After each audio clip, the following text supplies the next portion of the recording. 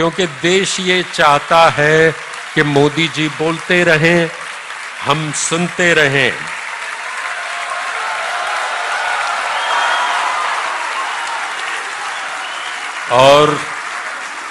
और वो इसलिए कि जो वो बोलते हैं वो करके दिखाते हैं, और जो वो करते हैं वो देश के हित में होता है। देवियों और सज्जनों,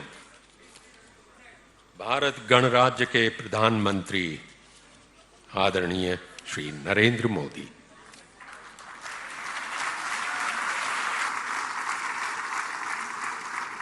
श्री सरस्वती नमः।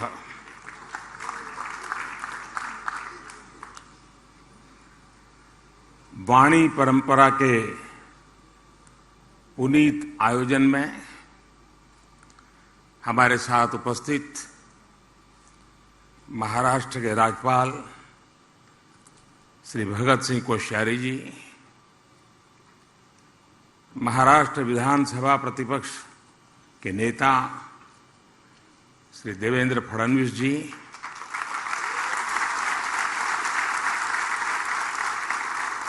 महाराष्ट्र सरकार में मंत्री श्री सुभाष देसाई जी, आदरणीय उषा जी, आशा जी, आदिनाथ मंगेशकर जी, मास्टर दीनानाथ स्मृति प्रतिष्ठान के सभी सदस्यगण, संगीत और कला जगत के सभी विशिष्ट साथियों, अन्य सभी महानुभाव, देवी और सज्जनों, इस महत्वपूर्ण आयोजन में आदरणीय हृदयनाथ मंगेशकर जी को भी आना था, लेकिन जैसे अभी आदिनाथ जी ने बताया, तबीयत ठीक नहीं होने की वजह से वो यहां नहीं आ पाए। मैं उनके जल्द स्वस्थ होने की कामना करता हूं। साथियों, मैं अपने आप को बहुत उपयुक्त यहां नहीं अनुभव कर रहा हूं, क्योंकि संगीत जैसे गहन विषय का जानकार तो मैं बिल्कुल नहीं हूं, लेकिन सांस्कृतिक बोध से मैं ये महसूस करता हूं कि संगीत एक साधना भी है और भावना भी है। जो अव्यक्त को व्यक्त कर दे वो शब्द है, जो व्यक्त में ऊर्जा का, चेतना का संचार कर दे वो नाद है, और जो चेतन में भाव और भावना भर दे उसे सृष्टि और संवेदना की पराकाष्ठा तक पहुंचा दे वो संगीत है।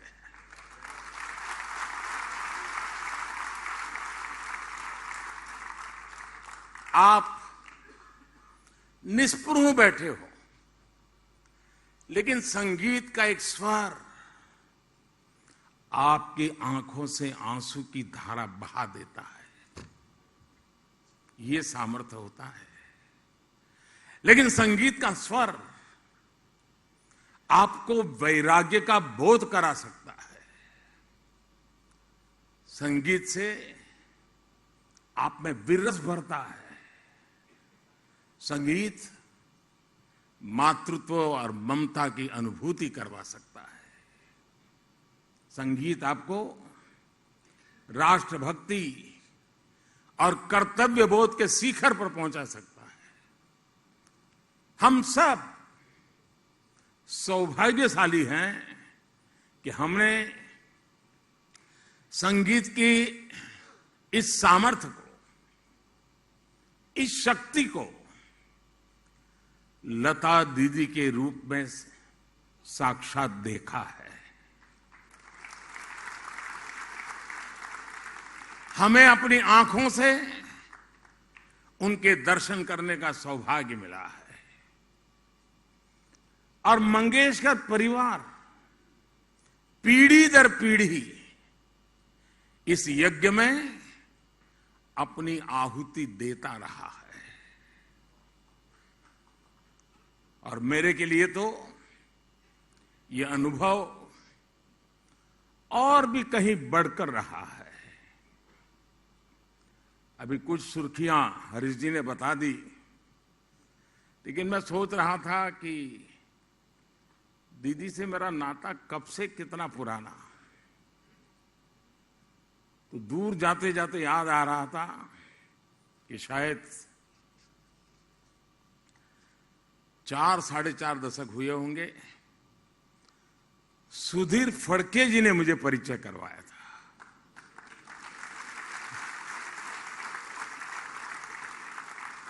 और तब से लेकर के आज तक इस परिवार के साथ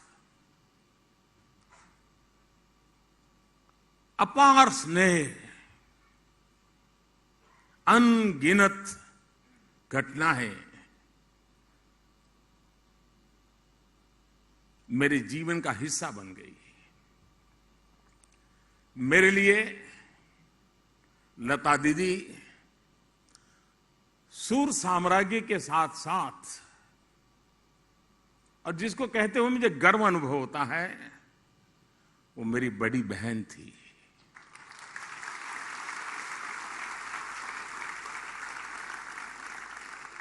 पीढ़ियों को प्रेम और भावना का उपहार देने वाली लता दीदी, उन्होंने मुझे हमेशा उनकी तरफ से एक बड़ी बहन जैसा अपार प्रेम मिला है। मैं समझता हूं इससे बड़ा जीवन का सौभाग्य क्या हो सकता है। शायद बहुत दशकों के बाद ये पहला राखी का त्योहार जब आएगा, दीदी नहीं होगी। सामान्य तौर पर किसी सम्मान समारोह में जाने का, और जब अभी हरीश जी भी बता रहे थे कोई सम्मान ग्रहण करना, मैं थोड़ा उन विषय में दूर ही रहा हूं। मैं अपने आप को एडजस्ट नहीं कर पाता हूं। लेकिन पुरस्कार जब लता दीदी जैसी बड़ी बहन के नाम से हो, तो ये मेरे लिए उनके अपनत्व और मंगेशकर परिवार का मुझ पर जो हक है, उसके कारण मेरा यहां आना एक प्रकार से मेरा दायित्व बन जाता है।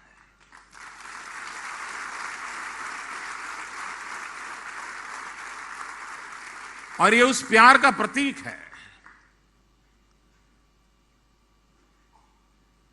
और जब आदिनाथ जी का संदेश आया, मैंने, मेरे क्या कार्यक्रम है, मैं कितना बिजी हूं, कुछ पूछा नहीं। मैंने कहा भैया पहले हाँ कर दो।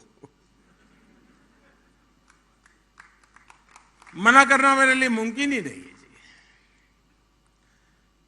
मैं इस पुरस्कार को सभी देशवासियों के लिए समर्पित करता हूं।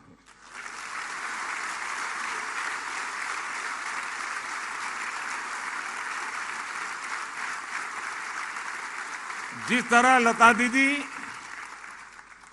जन जन की थी, उसी तरह उनके नाम से मुझे दिया गया है पुरस्कार भी जन जन का है। लता दीदी से अक्सर मेरी बातचीत होती रहती थी। वो खुद से भी अपने संदेश और आशीर्वाद भेजती रहती थी। उनकी एक बात शायद हम सबको काम आ सकती है, जिसे मैं भूल नहीं सकता हूं। मैं उनको बहुत आदर करता था, लेकिन वो क्या कहती थी? वो हमेशा कहती थी, मनुष्य अपनी उम्र से नहीं, अपने कार्य से बड़ा होता है। जो देश के लिए जितना करे, वो उतना ही बड़ा है। सफलता के शिखर पर ऐसी सोच से व्यक्ति की महानता, उसका हमें एहसास होता है। लता दीदी उम्र से भी बड़ी थी और कर्म से भी बड़ी थी। हम सभी ने जितना समय लता दीदी के साथ गुजारा है, हम सब जानते हैं कि वो सरलता की प्रतिमूर्ति थी। लता दीदी ने संगीत में वो स्थान हासिल किया कि लोग उन्हें मां सरस्वती का प्रतिरूप मानते थे। उनकी आवाज ने करीब 80 सालों तक संगीत जगत पर अपनी छाप छोड़ी थी। ग्रामोफोन से शुरू करें तो ग्रामोफोन से कैसेट, फिर सीडी, फिर डीवीडी, फिर पेन ड्राइव, ऑनलाइन म्यूजिक और एप्स तक संगीत और दुनिया की कितनी बड़ी यात्रा लता जी के साथ साथ तय हुई है। सिनेमा की 4-5 पीढ़ियों को उन्होंने अपनी आवाज दी। भारत रत्न जैसा सर्वोच्च सम्मान उन्हें देश ने दिया और देश गौरवान्वित हुआ। पूरा विश्व उन्हें सुर सम्राज्ञी मानता था, लेकिन वो खुद को सुरों की साम्राज्ञी नहीं बल्कि साधिका मानती थी। और ये हमने कितने ही लोगों से सुना है कि वो जब भी किसी गाने की रिकॉर्डिंग के लिए जाती थी तो चप्पलें बाहर उतार देती थी। संगीत की साधना और ईश्वर की साधना उनके लिए एक ही था। साथियों, आदि शंकर के अद्वैत के सिद्धांत को हम लोग सुनने समझने की कोशिश करें तो कभी कभी उलझन में भी पड़ जाते हैं। लेकिन मैं जब आदि शंकर के अद्वैत के सिद्धांत की तरफ सोचने की कोशिश करता हूं तो अगर उसको सरल शब्दों में मुझे कहना है उस अद्वैत के सिद्धांत को, ईश्वर का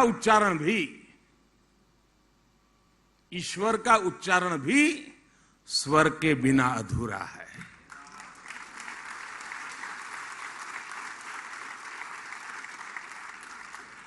ईश्वर में स्वर समाहित है। जहां स्वर है वहीं पूर्णता है। संगीत हमारे हृदय पर, हमारे अंतर्मन पर असर डालता है। अगर उसका उद्गम लता जी जैसा पवित्र हो तो वो पवित्रता और भाव भी उस संगीत में घुल जाते हैं। उनके व्यक्तित्व का यह हिस्सा हम सब के लिए और खासकर युवा पीढ़ी के लिए एक प्रेरणा है। साथियों, लता जी की सशरीर यात्रा एक ऐसे समय में पूरी हुई जब हमारा देश अपनी आजादी का अमृत महोत्सव मना रहा है। उन्होंने आजादी के पहले से भारत को आवाज दी और इस 75 सालों की देश की यात्रा उनके सुरों से जुड़ी रही। इस पुरस्कार से लता जी के पिताजी दीनानाथ मंगेशकर जी का नाम भी जुड़ा है। मंगेशकर परिवार का देश के लिए जो योगदान रहा है उसके लिए हम सभी देशवासी उनके ऋणी हैं। संगीत के साथ साथ राष्ट्रभक्ति की जो चेतना लता दीदी के भीतर थी उसका स्रोत उनके पिताजी ही थे। आजादी की लड़ाई के दौरान शिमला में ब्रिटिश वायसराय के कार्यक्रम में दीनानाथ जी ने वीर सावरकर का लिखा गीत गाया था। ब्रिटिश वायसराय के सामने ये दीनानाथ जी ही कर सकते हैं और यूट्यूब पे कर सकते हैं। और उसकी थीम पर प्रदर्शन भी किया था। और वीर सावरकर जी ने यह गीत अंग्रेजी हुकूमत को चुनौती देते हुए लिखा था। ये साहस, ये देशभक्ति दीनानाथ जी ने अपने परिवार को विरासत में दी थी। लता जी ने संभवतः कहीं एक बार बताया था कि पहले वो समाज सेवा के ही क्षेत्र में जाना चाहती थी। लता जी ने संगीत को अपनी आराधना बनाया, लेकिन राष्ट्र प्रेम और राष्ट्र सेवा उनके गीतों के जरिए भी प्रेरणा पाती गई। छत्रपति शिवाजी महाराज पर वीर सावरकर जी का लिखा गीत हिंदू नरसिम्हा हो या समर्थ गुरु रामदास जी के पद हो, लता जी ने शिव कल्याण राजा की रिकॉर्डिंग के जरिए उन्हें अमर कर दिया। आए मेरे वतन के लोगों और जय हिंद की सेना, ये वो भाव पंक्तियां हैं जो देश के जन जन की जुबां पर अमर कर दी। उनके जीवन से जुड़े ऐसे कितने ही पक्ष हैं। लता दीदी और उनके परिवार के योगदान को भी अमृत महोत्सव में हम जन जन तक लेकर जाएं, ये हमारा कर्तव्य है। साथियों, आज देश एक भारत श्रेष्ठ भारत के आत्मविश्वास के साथ आगे बढ़ रहा है। लता जी एक भारत श्रेष्ठ भारत की मधुर प्रस्तुति की तरह थी। आप देखिए, उन्होंने देश की 30 से ज्यादा भाषाओं में हजारों गीत गाए। हिंदी हो, मराठी हो, संस्कृत हो या दूसरी भारतीय भाषाएं, लता जी का स्वर वैसा ही हर भाषा में गुला हुआ है। वो हर राज्य, हर क्षेत्र में लोगों के मन में समाई हुई है। भारतीयता के साथ संगीत कैसे अमर हो सकता है, ये उन्होंने जी करके दिखाया है।